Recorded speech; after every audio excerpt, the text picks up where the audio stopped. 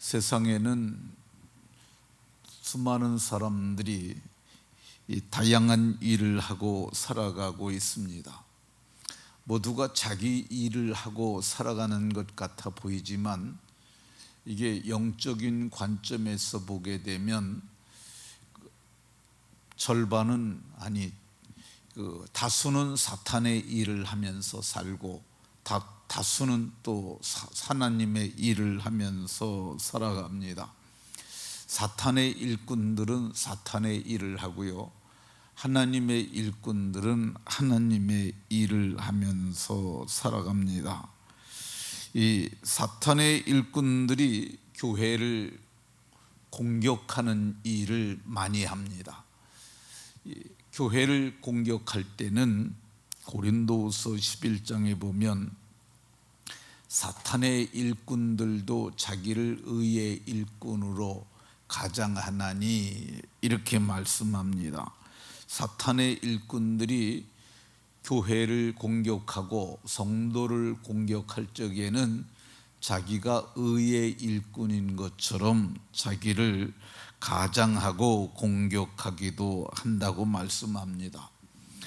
또 때로는 자신의 정체를 그대로 드러내고 자기가 사탄인 것을 드러내고 사탄의 일들을 하기도 합니다.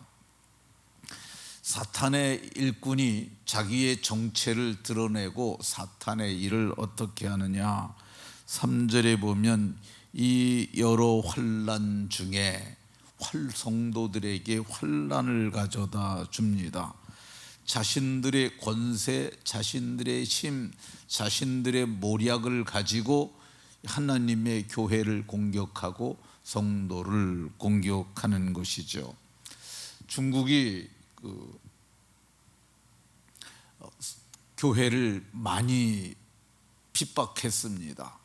아주 심히 핍박했고요, 그들이 노골적으로 십자가를 크레인을 들어서 뜯어내고요, 그리고 중국에서 사역하던 한국 선교사를 거의 다 추방하였습니다. 거의 99%를 추방을 했습니다.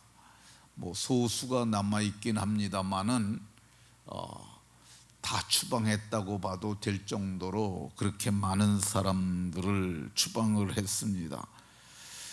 지금은 이들이 어떻게 교회를 핍박하느냐, 요즘에는 이제 중국 지하교회만 남아있는데 근데 그 숫자가 적지가 않은 것 같아요.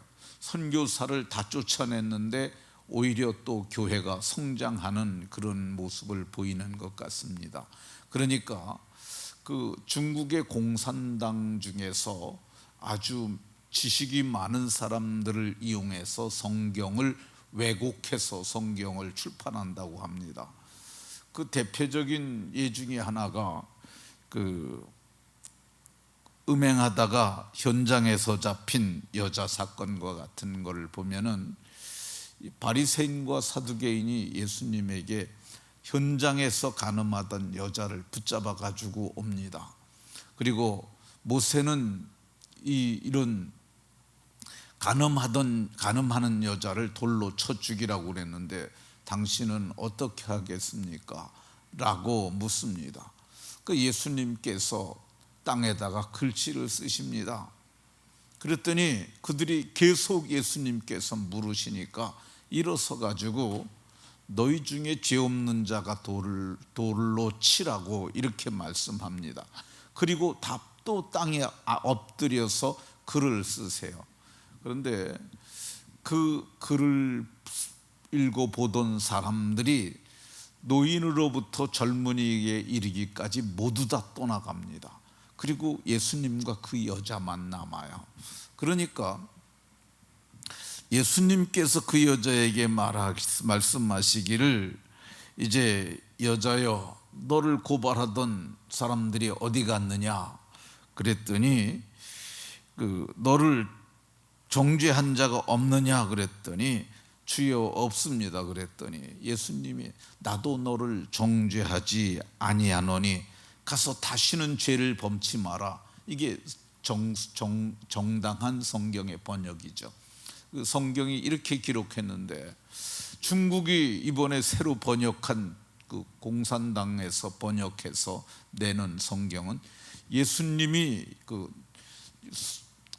여자에게 돌을 들어서 쳤다고 그렇게 번역을 했다고 그럽니다.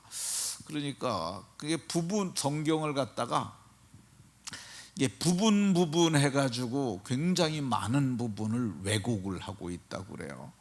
근데 저는 이런 중국의 행태가 중국이 망하는 길로 가는 길이라 저는 생각합니다. 그 시진핑 정부가 그렇게 성경을 왜곡하고 교회를 박해하는데 하나님께서 다 알고 계시거든요. 다 보고 계십니다. 그러니까 머지않아서 하나님께서 중국을 망하게 하실 거다, 그런 생각이 듭니다. 그러면 이렇게 여러 환난을 주는 이유가 뭐냐?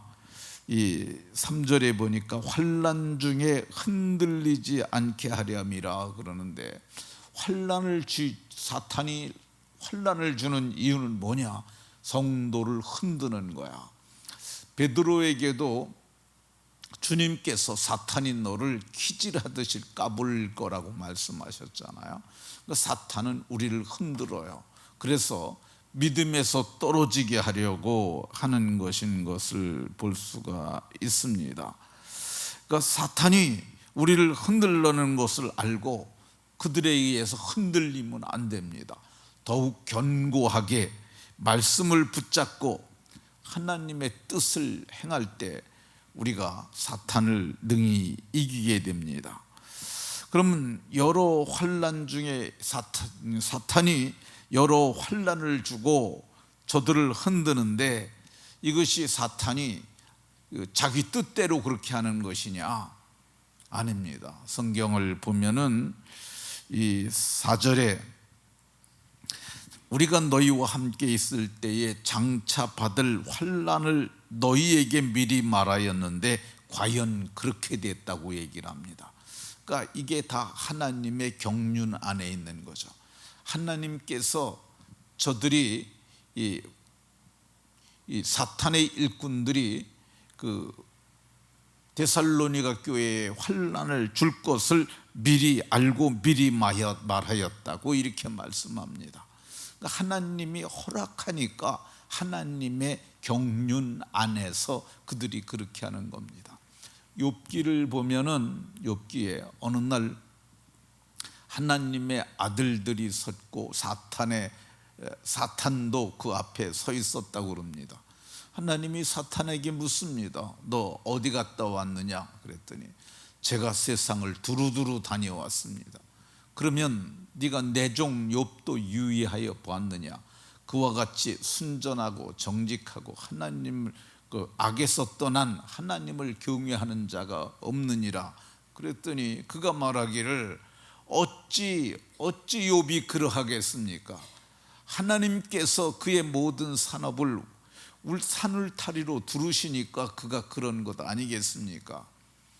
만일 하나님이 그의 소유물을 치시면 그가 하나님을 대면하여 욕할 것이라고 말을 합니다. 그러니까 하나님이 내가 네게 그것을 허락한다고 말합니다. 근데 이 하나님이 허락을 하니까 그의 소유물, 그의 자녀들, 그의 집까지 몽졸이 다 무너지고 빼앗겼던 것을 봅니다. 하나님이 허락을 하신 거야. 그래도 욥이 순전하여서 자기 믿음을 지키니까 이제 그 몸을 치시면 대면하여 욕하리이다. 그때 하나님께서 좋다, 생명은 해하지 말고 몸도 쳐라 그랬더니 그가 그 제 가운데 앉아서 머리부터 발바닥까지, 발바닥부터 정수리까지 이 온갖 병이 들었음에도 불구하고 하나님을 대면하여 욕하지 않았고, 마침내 욥의 욥이 순전한 믿음의 사람이라고 증명이 되지 않습니까? 그러니까 하나님의 경륜 안에서 그것을 하는 것인 것을 알 수가 있습니다. 사탄이 우리를 흔드는데 그 이유가 뭐냐? 하나님이 허락을 하신 거야. 그래서 성경은 환난이 와도 환난을 인하여 슬퍼하거나 낙심하지 말라고 얘기를 합니다. 로마서 5장 3절 이하에는 환난을 인하여 오히려 즐거워하라고 얘기를 합니다. 그 이유는 환난은 인내를, 인내는 연단을, 연단은 소망을 이루게 되기 때문이라고 이렇게 말씀합니다. 그러니까 우리는 환난도 즐거워하고 환난이 오늘 오히려 우리에게는 소망이 되는 줄로 믿으시기 바랍니다. 그러면 이렇게 하나님의 교회를 헐고 하나님의 백성을 힘들게 하는 사탄은 어떻게 될까? 고린도후서 11장 15절에 보면 사탄의 일꾼들은 그들이 마지막은 그 행위대로 되리라. 그들이 뿌린 대로 거두는 거죠. 그들의 행위대로 사탄이 무저갱에 들어가게 되고 그를 따르던 자들도 모두가 지옥불에 들어가게 되죠. 말씀을 마치도록 하겠습니다. 우리는 의의 일꾼들입니다. 우리는 하나님의 백성들입니다. 그래서 우리가 천국 가는 길을 방해하고 우리의 믿음을 흔들기 위해서 사탄이 역사할 수 있습니다. 그래도 흔들리지 아니하고 견고하게 굳은 믿음을 가지셔서 마침내는 영광에 들어가고 이 땅에서는 믿음으로 이기는 욥과 같이 순전한 분들이 다 되시기를 주 예수 그리스도의 이름으로 축원합니다.